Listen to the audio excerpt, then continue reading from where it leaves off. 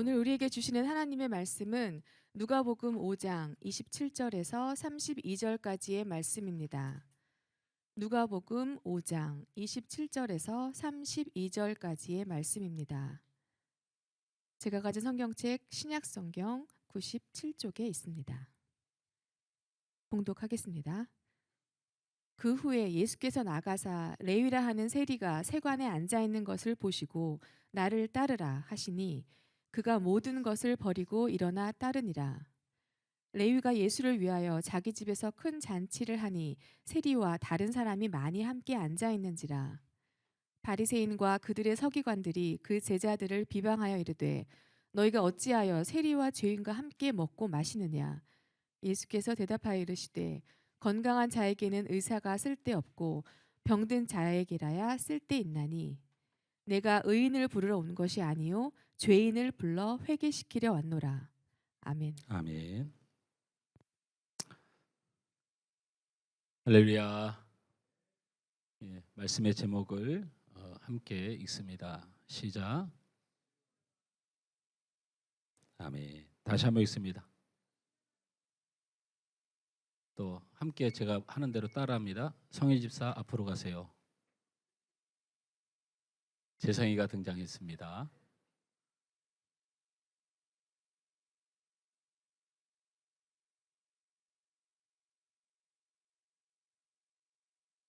제가 말씀을 오늘 본문을 여러분한테 봉독해 드리고 제가 하나님이 내게 또 늘 말씀하시는 말씀 중에 한쪽 구절 말씀을 읽어드립니다. 스스로 속이지 말라.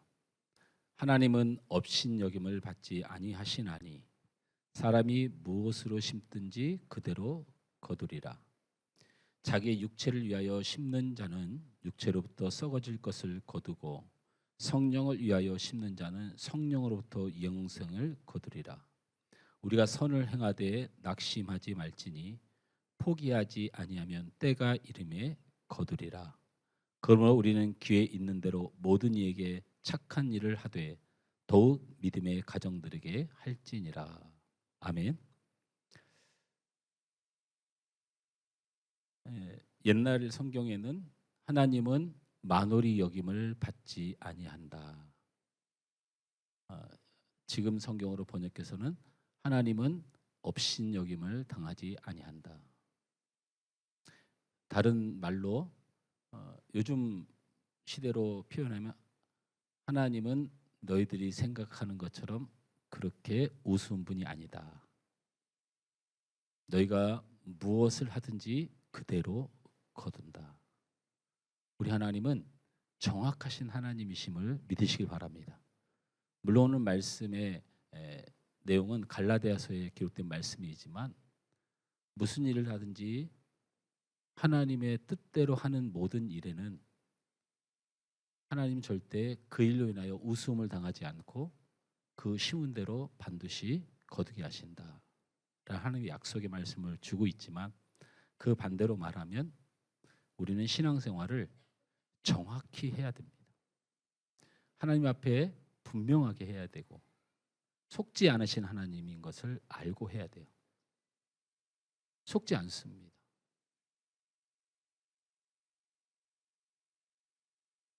어저께 제가 부교육자로 있던 교회의 청년대학부를 담당할 때 회장이었던 그리고 그 교회 담임 목사님 아들이었던 두 친구가 명절이라고 인사를 찾아왔습니다.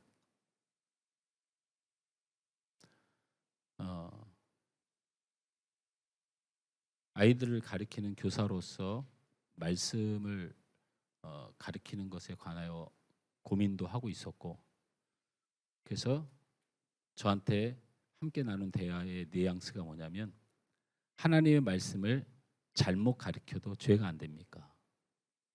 제가 잘 모르겠습니다. 하나님 말씀을 잘못 이해해도 문제가 없습니까? 우리는 그냥 예수님만 믿으면 천국 가는 겁니까?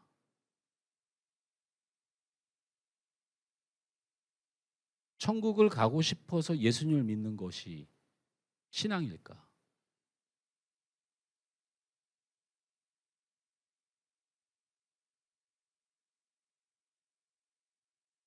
그러면서 그 친구와 함께 이야기를 나누고 저한테 눈물을 보이면서 저한테 이렇게 묻습니다. 목사님, 제가 교사를 하는데 저희 반 아이들이 6명입니다. 요즘 참 아이들이 없고 그래도 그 교회는 큰 교회입니다. 굉장히 큰 교회인데 여러 반이 있겠죠. 유초동부에 반이 보통 한 10몇 개 정도씩 있는 교회들이 있지 않습니까? 그래서 한 6명 정도를 맡아서 교사로 일을 하고 있는데 목사님, 그 6명 중에 한 아이가 있습니다. 근데 이 아이가 교회를 나오면 5명의 아이들이 교회를 안 나옵니다. 근데 그 한 아이가 교회를 안 나오면 그 5명의 아이들이 다 나옵니다. 그 5명의 아이들이 장로님, 권사님 손주들이고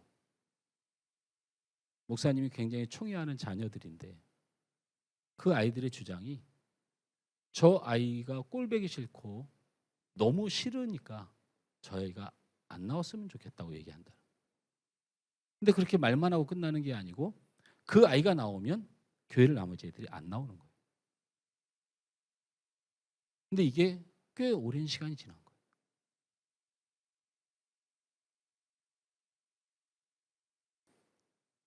그 아이는 한 아이는 전도도 할 줄 모르고 교회를 부흥시키거나 그냥 나는 그 아이 하나만을 놓고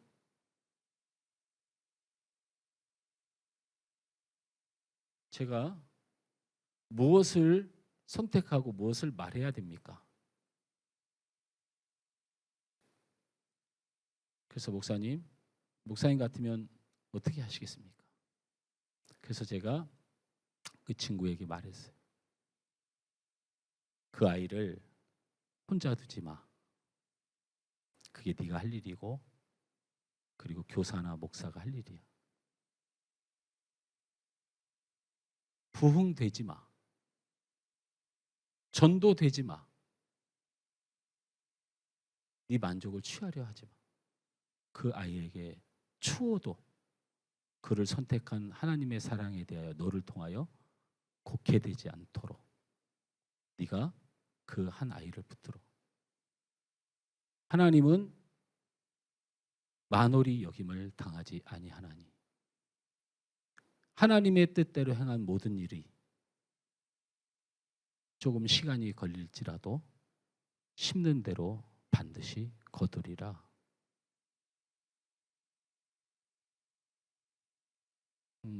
제가 이번 주에 불편한 일이 좀 생겼습니다.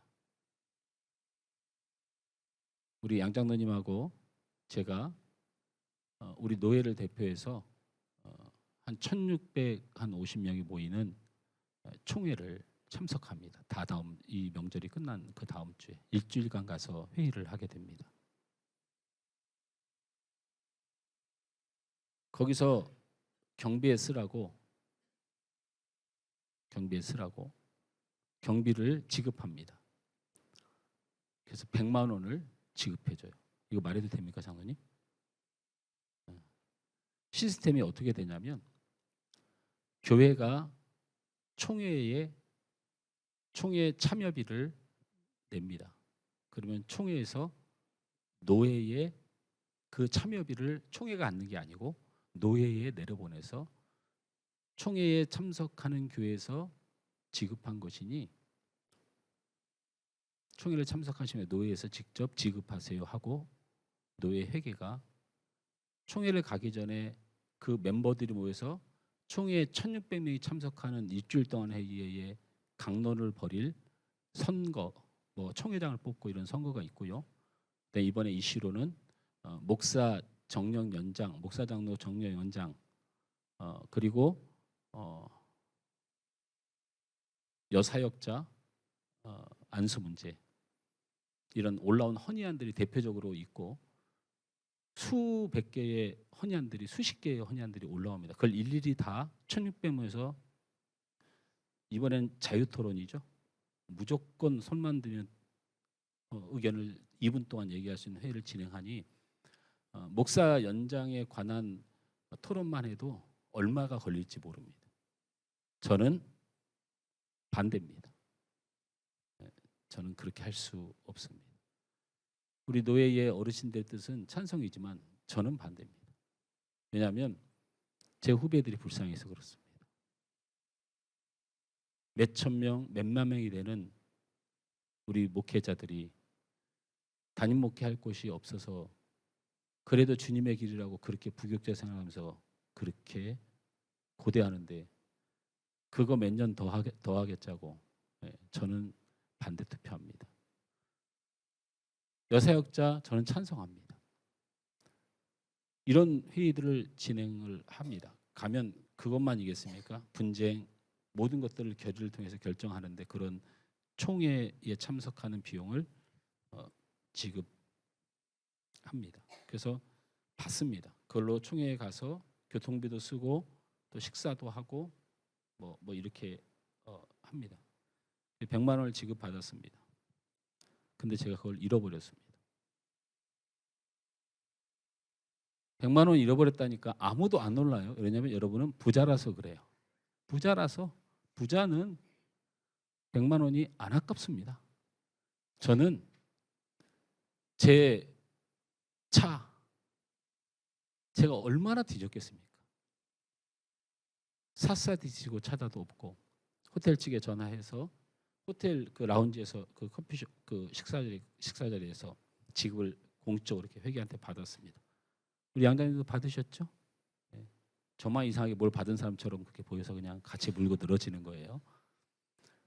그래서 그 직원들이 총동원돼서 CCTV 확인하고 제가 걸어갔던 동선의 CCTV 다 확인하고 엘리베이터를 타고 내려가서 호텔 지하 주차장에서 차를 끌고 가는 것까지만 다 확인했는데 우리 호텔 측에서 할 수 있는 조치는 다 했는데 찾지 못했습니다. 그리고 그 자리에서 어떤 직원도 어떤 사람도 그걸 치울 때 그 봉투를 드는 장면을 확인하지 못했습니다. 그래서 원하시면 경찰 수사 의뢰도 가능합니다. 호텔이 굉장히 친절하더라고요. 그래서 제가 아닙니다, 괜찮습니다 하고 우리 노예회계 장로님은 저한테 목사님 제가 직접 호텔에 가서 확인하겠습니다. 영등포에 있는 호텔이었는데요. 그래서 아니요 장로님 호텔 측에서 노력도 했고 그러니까 분명히 잊어버린 게 확실하네요. 괜찮습니다. 어떻게 합니까 목사님? 노회장님 어떻게 합니까? 그래서 아니요 괜찮습니다 하고 전화를 끊었죠. 근데 제 친구 목사님이 전화가 와서 제가 그걸 잊어버렸다 했더니 그 친구가 그러더라고요. 그러니까 잘 좀 하지 그랬어. 아이고. 강남에 있는 목사에게는 100만 원이 그냥 그렇게 농담 한번 하면 가는 일이에요.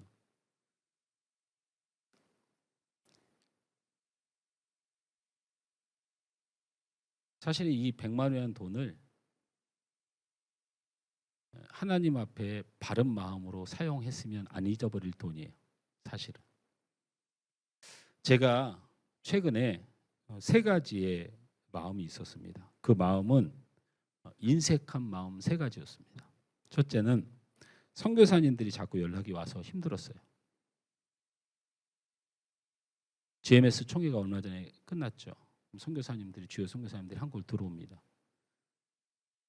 선교사님들이 들어와서 저한테 전화를 해서 목사님 잘 지내셨습니까? 미국 어디 선교사입니다. 어디 아프리카 어디 선교사입니다. 이렇게 연락이 옵니다. 그러면 네 선교사님 오셨어요. 더욱이 제가 저희 선배 중에 일본에서 선교하는 선교사님인데 굉장히 열심히 하면서도 굉장히 힘듭니다. 그래서 제 가장 친한 친구 교회에 방문하셨어요. 제가 그 소식을 알면서도 전화를 못 드렸죠.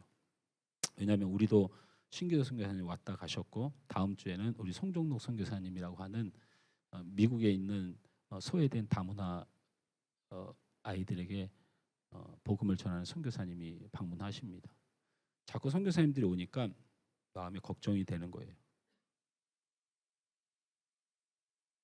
인색한 마음이 들더라고요.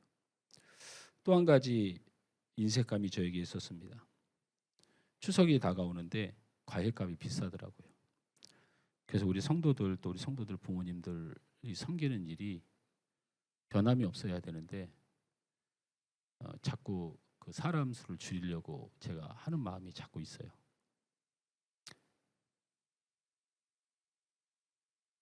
그리고 이번 명절이 끝나면 금요일 날 저희 교회에서 서강로에 노회를 앞에다 두고 시차례라고 하는 지역 조직이 있습니다.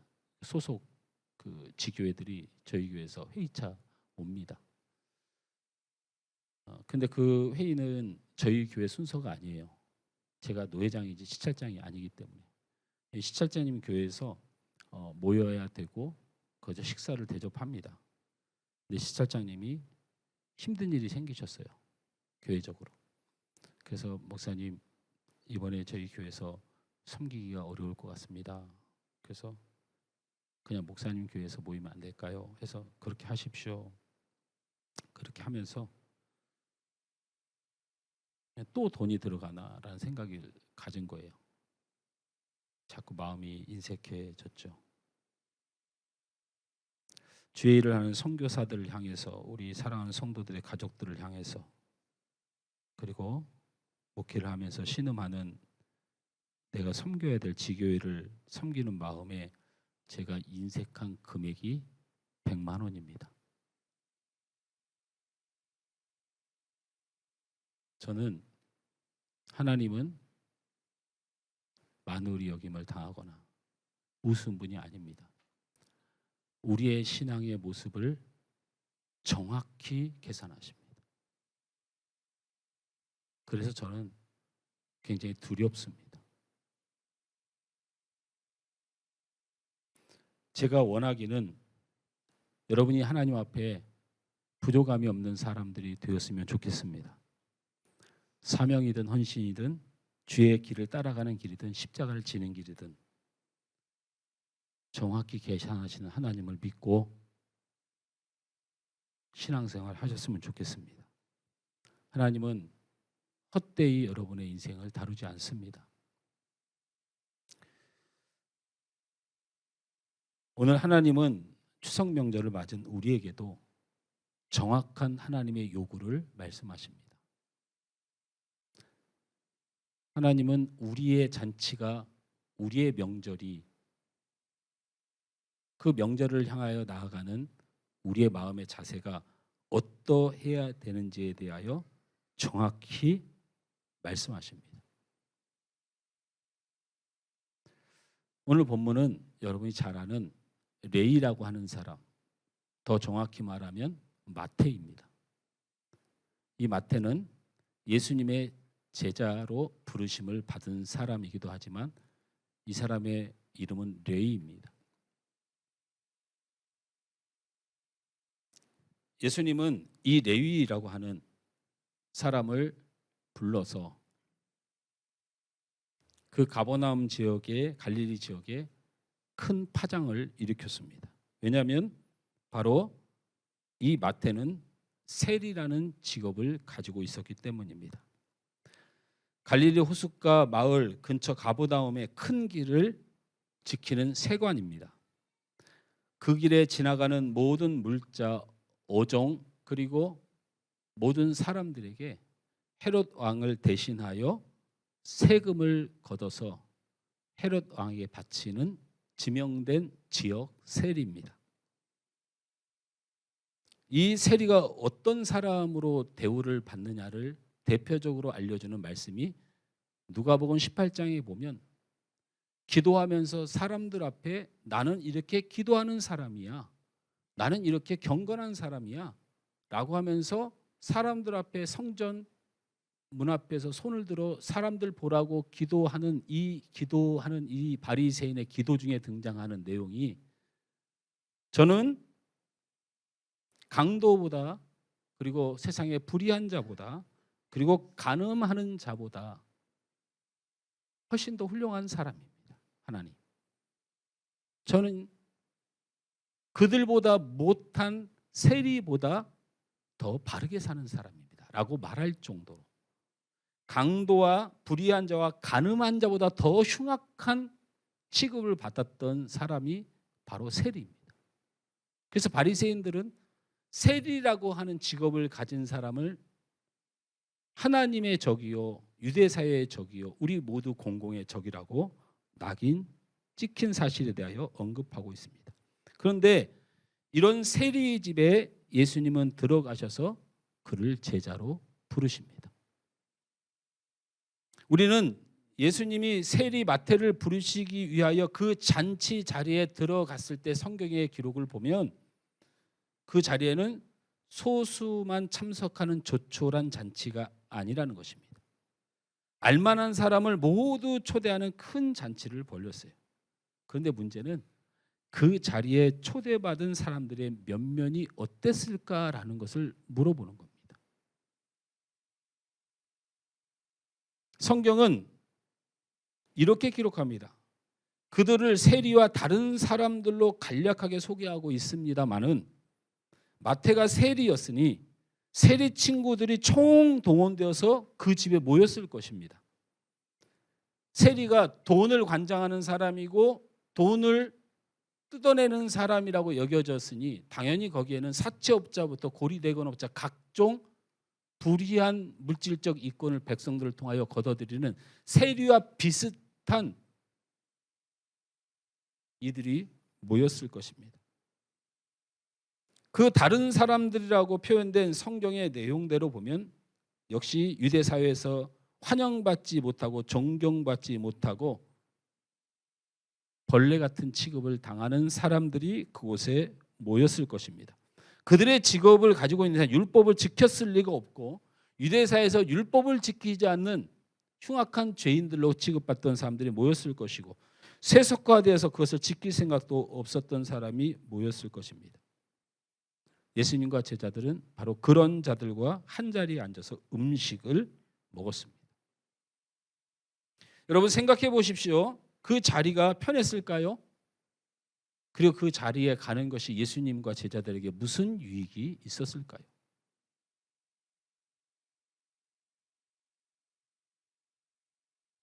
이 모습을 보고 너무 어처구니 없어 하는 사람들이 등장합니다. 누가복음 5장 30절 말씀에 이렇게 그 사람들이 말합니다. 바리새인과 그들의 서기관들이 그 제자들을 비방하여 이르되 너희가 어찌하여 세리와 죄인과 함께 먹고 마시느냐. 성경은 바리새인들이 서기관과 율법학자들이 제자들에게 따져 물었다고 기록된 것입니다. 어찌하여 당신들은 세리들과 죄인들과 어울려서 먹고 마시고 그렇게 즐기는 것이냐고 묻습니다. 어떻게 메시아란 분이 하나님의 아들이라고 주장하는 분이 어떻게 저렇게 불의하고 더럽고 추하고 손가락질받아 마땅한 이들과 함께 하냐는 것입니다. 그래서 예수님은 그들에게 이렇게 대답하셨습니다. 누가복음 5장 31절에서 32절 말씀 함께 읽습니다. 시작. 예수께서 대답하여 이르시되 건강한 자에게는 의사가 쓸데없고 병든 자에게라 쓸데있나니 내가 의인을 부르러 온 것이 아니요 죄인을 불러 회개시키러 왔노라.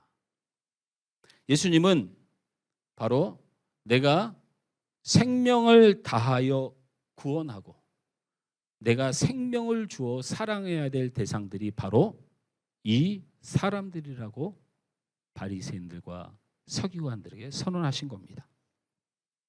사람들이 경멸하고 기피하고 더럽다고 여기는 세리 마태가 예수님의 부르심을 받은 제자라고 예수님의 부르심을 받아서 제자가 된 장면이지만 이 말씀을 예수님이 부르셔서 마태가 예수님의 제자가 됐다고 보기보다는 그래서 예수님이 부르시면 내가 주님을 따르겠습니다라고 하는 순종의 말씀으로 보기보다는 이 말씀은 사실은 예수님이 죄인 세리와 같이 함으로 죄인이 되시고 그 결박과 기피의 대상이 직접 되셨음을 보아야 되는 말씀입니다.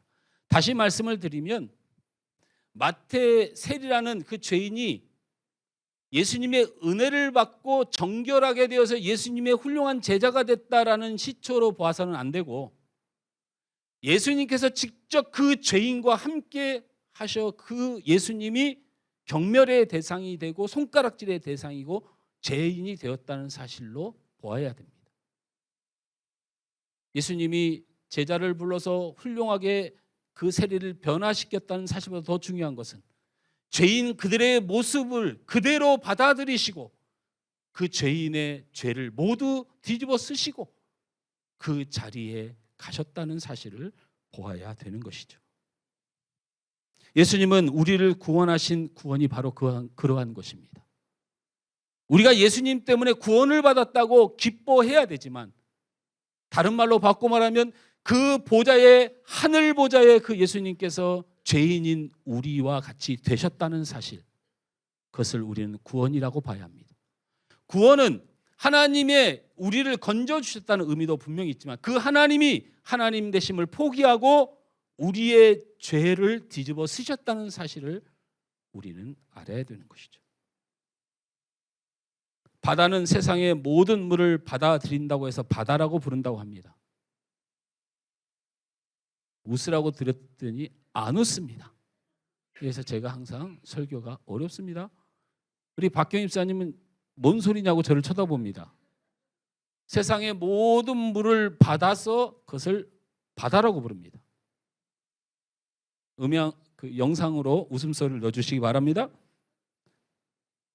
예수님은 우리의 모든 죄와 아픔과 신음들을 받으셔서 구주가 되셨습니다.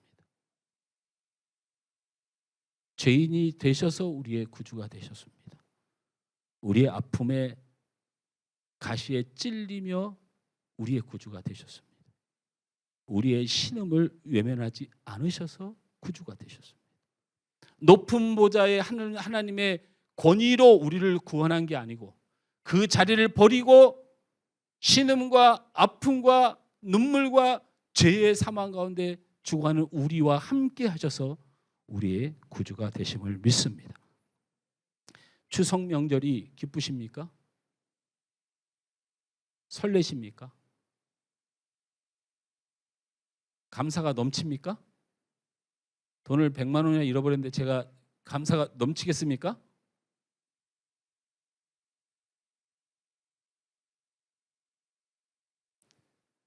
추석 명절이 되어도 걱정은 사라지지 않고 기쁨도 없고 감사도 없는 것이 우리가 사는 세상이고 환경 아닌지 모르겠습니다.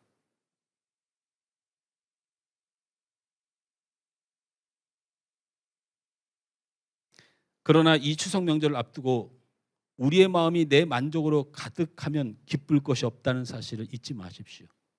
이 추석 명절을 대하는 우리 그리스도인들이 이 세상에서 내 가족 안에서 사람들 만나는 곳에서 내 만족을 누리려 가면 절대로 그 기쁨을 누릴 수 없는 명절이 될 것입니다. 그러나 이 추석 명절에 이 세상으로 나아가면서 신음하는 내 가족들을 만나면서 하나님의 사명과 그 뜻과 그 사랑을 전하기로 작정하시면, 사랑하는 자녀들을 구원케 하기 위하여, 그리고 사랑하는 가족들을 위로하기 위하여, 그들에게 예수의 축복을, 사랑을 전하기 위하여 이 추석을 나아가신다면 여러분은 세상이 가질 수 없는 기쁨과 설레임과 감사의 시간이 될 줄 믿습니다.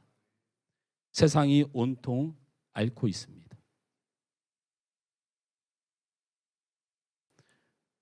총대 모임에 참석했더니, 이 방송을 보면 안 되는데, 우리 노예에서 가장 큰 교회 목사님과 가장 정치적으로 힘 있는 목사님이 내 앞에 앉아서 저한테 압박을 넣습니다. 우리 장로님 옆에서 보셨죠? 우리 노예가 제가 이렇게 힘이 없습니다. 그 국무위원급 되는 어떤 한 분이 지명을 받았는데, 그분이 방송에서 예수님의 이름을 계속 언급하고, 그리고 예수 믿으라고 얘기하고, 이렇게 계속 얘기를 합니다. 그러니까 그 사람이 실은 다른 당에서 당신 여기 전도하러 나왔어? 뭐부터 시작해가지고 막 뭐라고 했어요. 그래서 나중에 더 심하게 저 고양시에 있는 국회의원 당선된 사람은 그 사람을 거의 세상의 희대의 가장 악한 사람으로 비유를 하면서 이야기를 했습니다. 그게 난리가 나가지고 우리 지금 기독교 총 단체에서 분당에 있는 가장 큰 교회 목사님, 강남에 있는 가장 큰 교회 목사님, 그리고 아주 그냥 우리 노예의 그 목사님들 광화문에 200만이 모여서 항의를 하는 집회를 계획하고 있다고 저보고 참석하라고 얘기하더라고요. 그래서 제가 전 못합니다. 그랬더니 눈을 크게 뜨면서 김 목사는 협조 안 할 거야? 예, 저는 협조하지 않습니다. 아, 김 목사가 그 당 사람인가 봐. 아니요.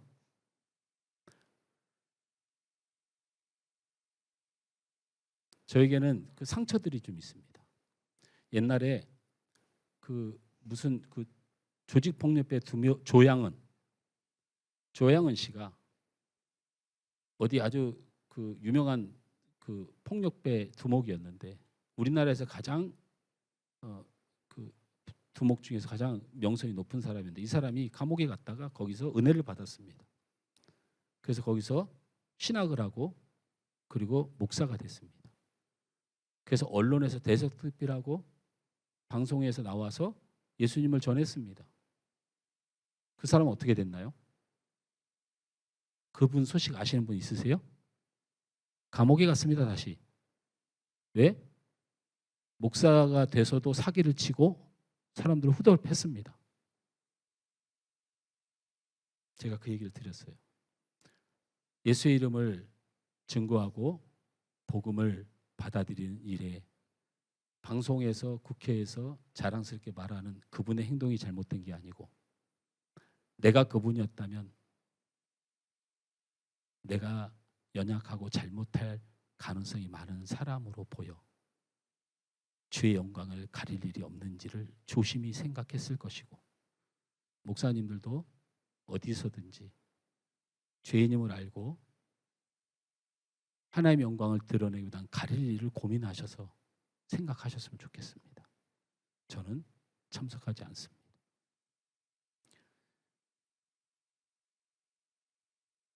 이 정부를 혹시 미워하거나 대통령을 미워하는 분에게 제가 분명히 경고합니다. 특히 우리 사모님에게 경고합니다.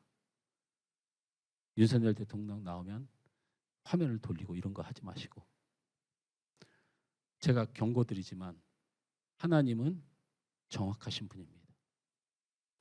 세울 사람을 세웠고 내릴 사람을 내리실 거니까 우리는 주께서 명령하신 기도와 설령 잘못된 정치를 하더라도 그것으로 고통받는 민족들을 위해서 기도하며 우리도 그와 같이 부족한 사람인 것을 날마다 알면서 하나님이 이루신 섭리를 가슴에 끌어안고 누군들 하고 싶은 말이 없겠습니까? 사랑하려 애쓰시고 버리지 말고 붙드십시오. 예수님은 우리에게 추석이란 명절을 허락하셔서 그렇게 신음하고 고통받는 나라, 경제, 우리의 가정, 노인부터 청년 아이들까지 어떻게 그렇게 인생이 험악한지 몸도 마음도 신음하는 세상입니다. 이 세상을 볼 때, 이 세상을 살아가는 사람들을 볼 때 너무나도 아까운 안타까운 현실을 만나곤 합니다. 우리 예수님은 우리에게 그들을 향하여 가라고 말씀하십니다. 가서 제발 정죄하지 말고 제발 그 가문에 가서 그들을 탓하지 말고 가슴을 후벼 파지 말고 마태와 그 불의한 자들을 끌어안고 함께 식사하며 네가 어떻게 죄인들과 함께 있을 수 있어라고 비평을 받더라도 주님의 사랑을 전하라고 말씀하십니다. 어떠한 상황에도 바리새인과 서기관 같은 마음으로 그들을 재단하지 마시고 평가하지 마시고 그냥 나를 사랑하셨던 주님의 마음으로 가십시오. 오늘 이 세상은 우리의 가족들은 외로운 사람들입니다. 눈물이 마를 날이 없는 사람들입니다. 고통받는 사람들입니다. 그들은 예수님의 사랑을 가진, 그리고 예수님을 닮은 여러분을 기다리고 있습니다. 마태야 나를 따르라 라고 말하니까 성경에 요렇게 짧게 기록되어 있어요. 그가 즉시 따르니라. 왜 그랬을까요? 자기를 마태야라고 불러주는 유일한 유대인이었어요. 저런 나쁜 자식, 저런 호루 자식, 저런 쓰레기. 그러나 그가 하나님의 백성 레위임을 인정하고 그를 끌어안으시고 예수님은 그를 위하여 십자가를 주신 거예요. 왜 따랐냐고요?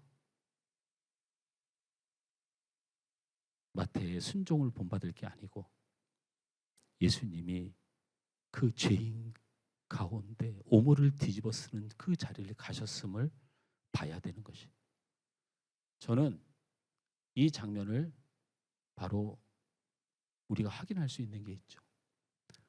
이 장면이 왜 등장했는지, 왜 예수님이 죄의 모든 것을 뒤집어 쓰고 마태를 사랑하는 것이 핵심이었는지 우리는 이 본문의 5장 안에 함께 기록된 두 가지의 사건을 예수님이 먼저 보이십니다.